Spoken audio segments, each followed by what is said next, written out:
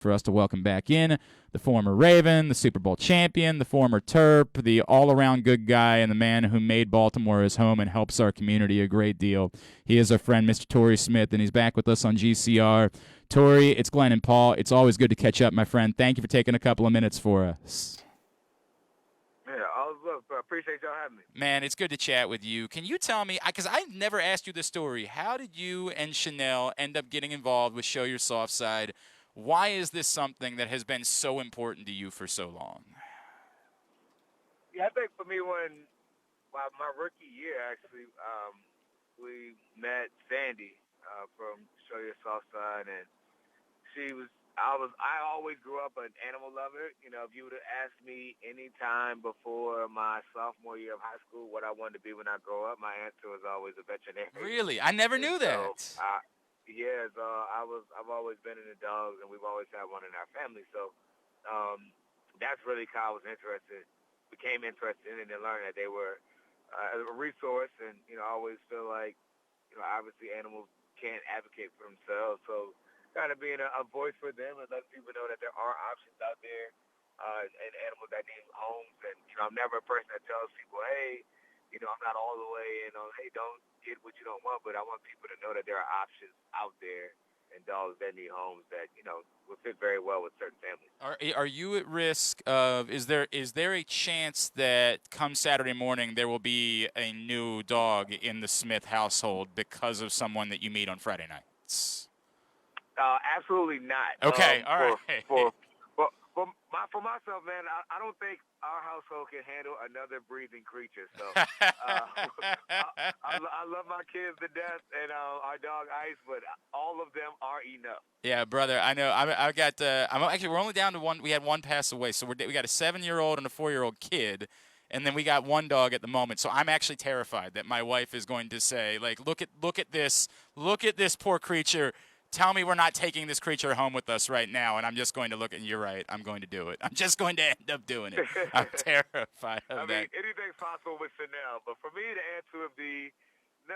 But guess I should probably never say never. I mean, brother, this is the way it goes. Sometimes you just look at him. You're like, you're right. You're right. Like, how can I not? How can I not? Well, this is not the only good work you do. I want to remind everybody, you can go to projectrunway.org. There are still tickets available for Friday night. Torrey will be there, of course, Nick Boyle and Ronnie Stanley, Pat Ricard, and so many more. And on top of that, there is a wonderful silent auction that is available as well with some incredible items. I've joked about the fact that, like, Nick Boyle is literally willing to come walk your dog, which is insane. I can't believe he's doing that. But so much great autographed memorabilia. You can go right now, projectrunway.org, in order to find all of that. So, Torrey, let's get caught up with you, man. What's going on in your world? Like, you've conquered everything. You're a media mogul now. You're obviously with what you're doing for the community and the camps and the after-school programs. Like, dude, how do you have a moment to breathe and be a dad ever? Oh, man, it's all you forgot coaching my kid and having 7-on-7. Honestly, I'm at the point in my life where I think I need to start doing less, but I'm enjoying, the process of being able to help out and really, do what I enjoy doing. I realized since I retired, and even before then, the things that I enjoy are just simply helping people.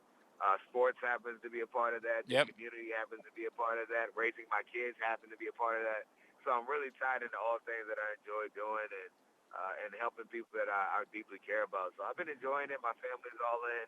The kids are doing well, watching us grow up fast. And, we're just having a great time trying to be better versions of ourselves as well in the process. Level 82, of course, is what Torrey is all about, and the incredible ways you're going about helping the community. And did I see also that you're kind of tackling the mental health issue as well recently? Yes, I've always been an advocate for mental health, especially since became more aware of what it really meant, especially in the African American community. Mental health. I always saw, and when I heard mental health, I thought of like being in a crazy jacket and, not necessarily dealing with things that I was personally dealing with myself. The trauma and so many things that aren't normal, but people treat it like it's normal. And so I think it's important to speak out about these things and tell people it's okay to not be okay. It's okay to get help. And with partnering with Rose Health has been able to, kind of help make sure that people have access to it. It's more technology based and having access to your phone to a therapist. But to me, it's been an amazing experience. Just speaking up any chance I get, whether that's with Rose or someone I'm passing along in a grocery store, because you'd be surprised at the people that engage with you about conversations when you're open about mental health struggles. Wow. I mean, it's powerful, and I appreciate you doing that. I also find like it's everybody knows you when you're in the grocery store. I would almost like, find it a little bit off-putting. Like, hey man, can I start talking to you? And you're like, hey bro, I don't know you. Like, I mean, it might be somebody else. Maybe we should get you talking into in some way. I would actually be a little bit worried about that. Torrey, I want to go back. This is NFL Draft Week. I want to go back to 2011 if I could. If we had chatted with you on Tuesday of Draft Week in 2011, and I had said, hey Torrey, what's the chances you think you end up in Baltimore? What would you have said to me back then? Very high. Yeah, you knew. Yeah. I'm on the record for saying that I thought I was gonna go to Baltimore being number one, Atlanta, or New England. So, do you think that in talking to guys was that common? Do you feel like most guys have that same feeling of who loves them and where the most likely scenarios are for them going into a week? I think you kind of know who like their own fake GM, right? And your agent as well, trying to figure out places that like you and and how you may fit in. And so for me, I was able to go through and say, okay, what teams need a receiver? Yep. I knew Atlanta. Needed a receiver, and I remember talking to their GM at the time, and he was like, "Hey, there's a chance that we pick you in the back end of the first round, or we're gonna trade up and get AJ or Julio." He said that out of his mouth, and so I knew that okay, if they traded on draft day, then obviously I wouldn't be going there, and they made a trade on draft day, so I knew I wouldn't be going there. Right. So I kind of scratched them off the list. But the other two teams, I had worked out for them. I had visits and everything had went well, and they had a need. So you kind of try to figure out how you fit in. There are teams that have needs for a receiver, and then there are teams that have needs for a certain type of receiver. I thought with those teams, I kind of fit in well. When the Ravens took Jimmy, were you disappointed? Were you like, what was your reaction when you weren't their first round pick?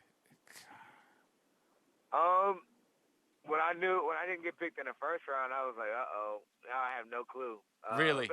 Yeah. Where I'm going to go, because for me being a guy that, depending on who you ask, I was either their third receiver on the board or potentially I guess you could say their fifth receiver on the board. Right. And so understanding that, it's like, well, in the second round, you fit a lot of people now, right? Right. After they drafted that. So now I was like, I wasn't as sure.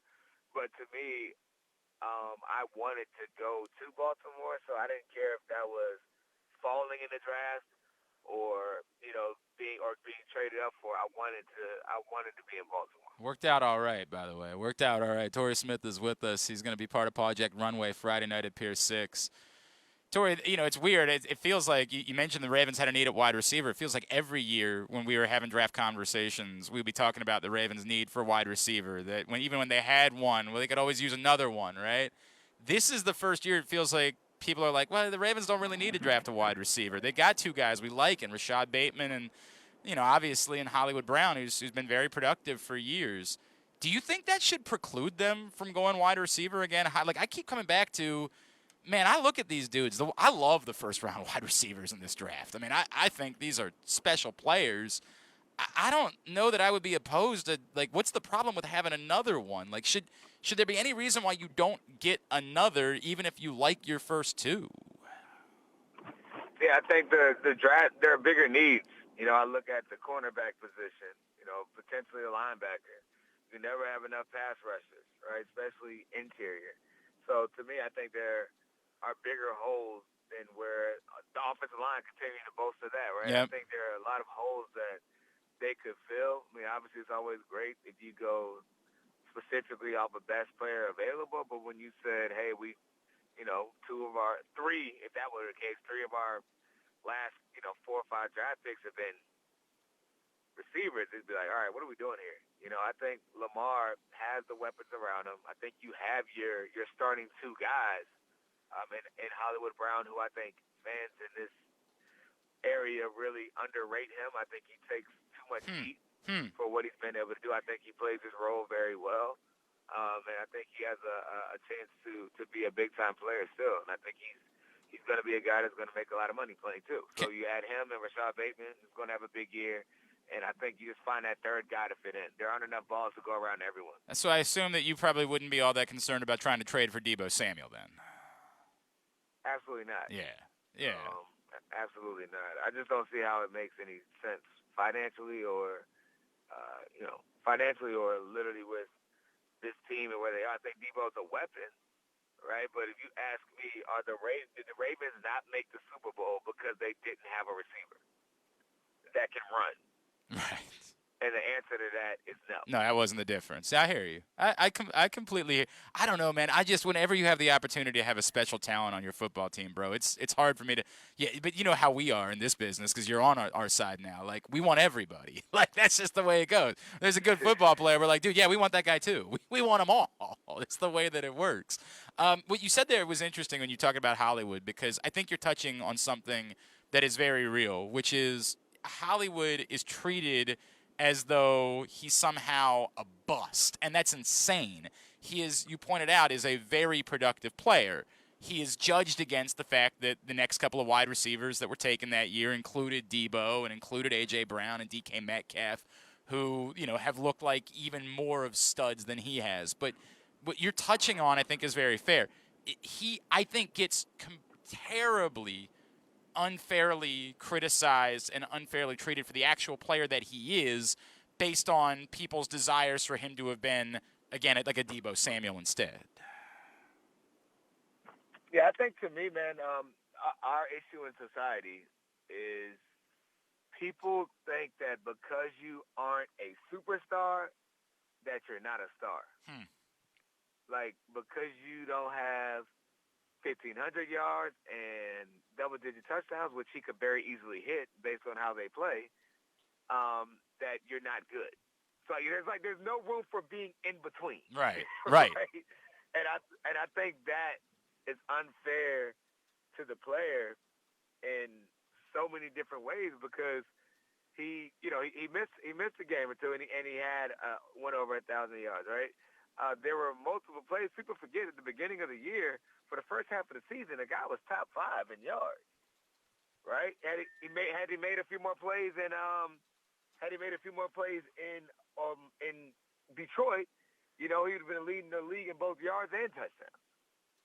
You're right. So this is a guy that has that potential. So people are writing it off like he's doing absolutely nothing. That's simply not the case.